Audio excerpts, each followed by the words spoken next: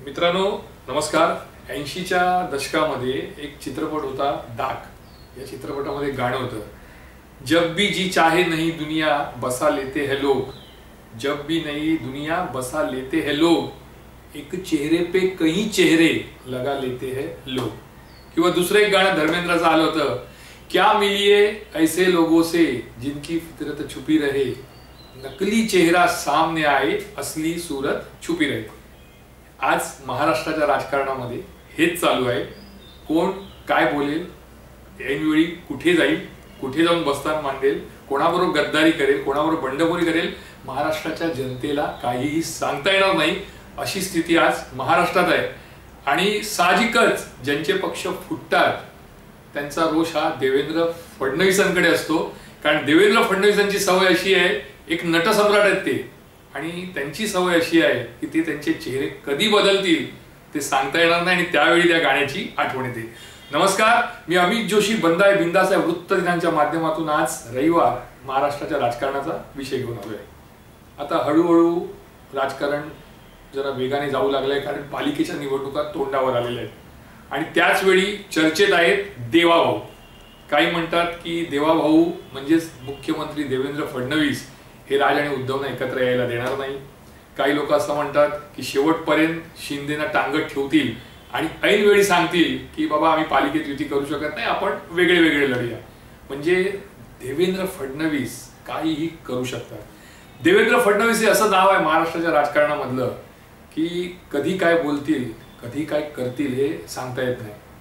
त्यांच्यावर जो प्रेमाने वागतो त्यांच्याशी ते प्रेमाने वागतात, त्यांच्या शेपट्यावर जो पाय ठेवतो त्याला ते डंक मारतात। त्याचं ताजं उदाहरण म्हणजे होतं त्यावेळी नवाब मलिक। देवेंद्र फडणवीस कधीही केव्हाही कोणतीही भूमिका घेऊ शकतात आणि त्या भूमिकेवरून पलटूही शकतात। एक नटसम्राट राजकीय व्यासपीठावरील किंवा राजकीय रंगमंचावरील जे महाराष्ट्राच्या राजकारणात ठराविक नटसम्राट आहेत त्यापैकी देवेंद्र फडणवीस एक नटसम्राट। देवेंद्र फडणवीस सत्तेच्या बाहेर होते जेव्हा महाविकास आघाडी आली, त्यावेळी परिस्थिती अशी होती की आपल्याला मुख्यमंत्रीपद मिळालं नाही। आपले इतके आमदार 106 आमदार आल्यानंतर आपण विरोधी पक्षात आहे याचं शल्य म्हणा किंवा याचं दुःख म्हणा हे देवेंद्र फडणवीस यांना होतं। त्यामुळे ते बेछूट आरोप करत होते म्हणा, किंवा त्यांनी आपले 2-3 जे खास समर्थक आहेत त्यांना कामाला लावलं होतं की या नेत्याच्या विरोधात पुरावे गोळा करा, या नेत्यांच्या विरोधात पुरावे गोळा करा। अनेकांना ईडीच्या, सीबीआयच्या, आयटीच्या नोटिसा गेल्या। हे जे दोन त्यांचे सहकारी आहेत, एक म्हणजे कंबोज आणि दुसरे म्हणजे किरीट सोमय्या, यांनी आपलं राजकारण काहीसं बाजूला ठेवलं आणि फक्त आरटीआयच्या माध्यमातून किंवा मग कुठून तरी माहिती गोळा करायची, ती सरकारी यंत्रणांना द्यायची आणि मग त्या नेत्याला ताब्यात घ्यायचं। हा प्रकार 2021 आणि 22 मध्ये मोठ्या प्रमाणावर चालला आणि त्याचं मेन जे सूत्रधार होते ते देवेंद्र फडणवीस होते। देवेंद्र फडणवीस यांनी त्यावेळी सर्वात मोठा तर कोणाला झटका दिला होता तर तो दिला होता अजितदादांना, कारण 70,000 कोटीचा भ्रष्टाचार तर त्यांनी बाहेर काढलाच, पण तो केंद्रापर्यंत आणि मोदींपर्यंत पोहोचवला। त्यामुळे मोदी हे स्वतः महाराष्ट्रात येऊन बोलून गेले की 70,000 कोटीचा घोटाळा हा राष्ट्रवादीने केलाय तर त्यांना काय केलं पाहिजे। आणि त्यानंतरची प्रतिक्रिया आली होती देवेंद्र फडणवीसांची, हाय हाय काय प्रतिक्रिया होती। म्हणजे शोले चित्रपट जसा त्यांच्यात भिनभिनला होता आणि त्यांनी असं सांगितलं होतं की एक वेळ भाजप अविवाहित राहील पण राष्ट्रवादी सोबत घरोबा करणार नाही। आणि त्यापेक्षाही मोठा डायलॉग काय होता की अजितदादांनी इतका घोटाळा केलाय की जर आमचं सरकार आलं तर अजितदादा गोईंग जेल, आणि जेल में अजितदादा चक्की पिसिंग चक्की पिसिंग चक्की पिसिंग। या गोष्टीला 48 तास होत नाही, तोच अजितदादा जाऊन बसले देवेंद्र फडणवीसांच्या मांडीवर। आज देवेंद्र फडणवीस यांच्या अगदी जवळचे कोण असतील तर ते अजितदादा आहे। म्हणजे ज्यांच्यावर भ्रष्टाचाराचे आरोप केले, ज्यांना तुरुंगात पाठवण्याची भाषा देवाभाऊनी केले, तेच अजितदादा आज मांडीला मांडी लावून सत्तेत बसलेत आणि आज ते लाडके आहेत देवेंद्र फडणवीस यांचे।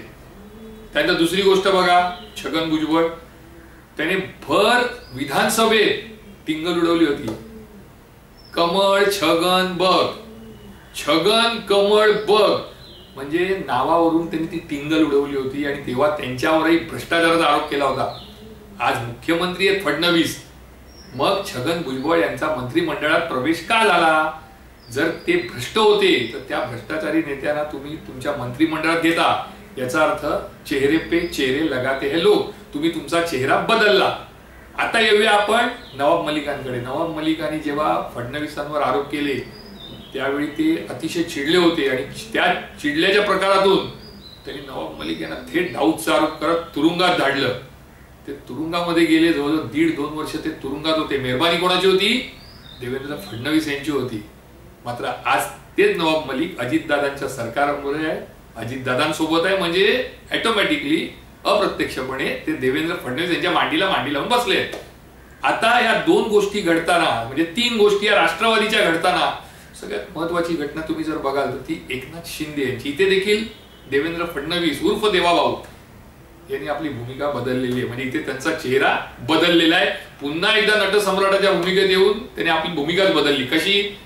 ज्यावेळी एकनाथ शिंदे बाहेर पडले शिवसेना फोडून, जे देवेंद्र फडणवीसांना हवं होतं, देवेंद्र फडणवीस यांचा त्याच्या मागे हात होता. शिवसेना फुटली, शिंदेना भाव आला, शिंदेचा भाव वधारला.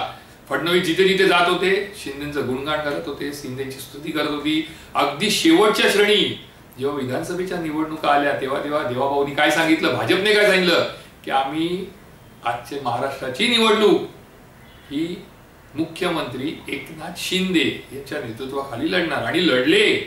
पण लढल्यानंतर जशी त्यांची संख्याबळ 130च्या वर गेले, पुन्हा एकदा देवाभाऊनी चेहरा बदलला आणि त्यांनी काय सांगितलं की आमचे जास्ती आमदार आहे, मुख्यमंत्री आमचा होणार. आणि त्यांची जी इच्छा होती 2 वर्षापासून जी दडून बसली होती, त्याच्याने जे अस्वस्थ होते, तो अस्वस्थपणा गेला. मुख्यमंत्रीपदी एकनाथ शिंदेच्या जागी फडणवीस आले.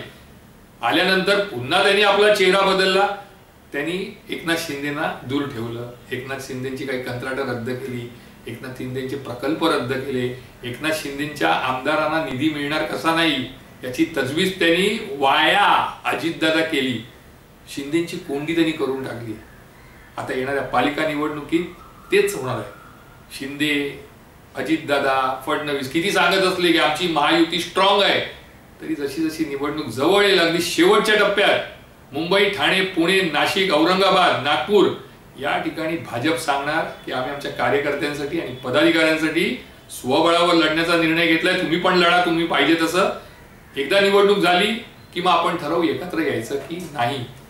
फडणवीसांची ही रणनीती आहे. एक चाणक्य, मुत्सद्दी असे महाराष्ट्रातले ते नेते आहेत. पण त्यापेक्षाही त्यांची एकंदरीत गेल्या 3 वर्षाची कारकीर्द बघितली तर ती कुठेतरी नटसम्राटासारखी आहे, किंवा चेहरे पे चेहरे बदलते हे लोक, तशी काहीशी परिस्थिती फडणवीसांच्या बाबतीत आहे. त्यामुळे येणाऱ्या काळामध्ये अजितदादा आणि एकनाथ शिंदे यांना अगदी सतर्क राहावं लागणार आहे. आणि त्याच वेळी उद्धव ठाकरे आणि राज ठाकरे यांनाही सतर्क व्हावं लागणार. कारण उद्धव ठाकरे आणि राज ठाकरे एकत्र यावं ही मराठी माणसाची इच्छा आहे. मात्र राज आणि उद्धव एकत्र येऊ नये ही देवेंद्र फडणवीस यांची इच्छा आहे. आता इच्छा कोणाची पूर्ण होणार येणारा काळ ठरवणार. पण इतकं निश्चित आहे की महाराष्ट्राच्या राजकीय रंगमंचावरील जर कोणी नटसम्राट असतील तर ते आहे आपले लाडके देवाभाऊ. मी अमित जोशी पुन्हा एकदा बुधवारी नवा विषय घेऊन तुमच्या समोर येईन. तोपर्यंत तुमची रजा घेतो. जय हिंद, जय महाराष्ट्र.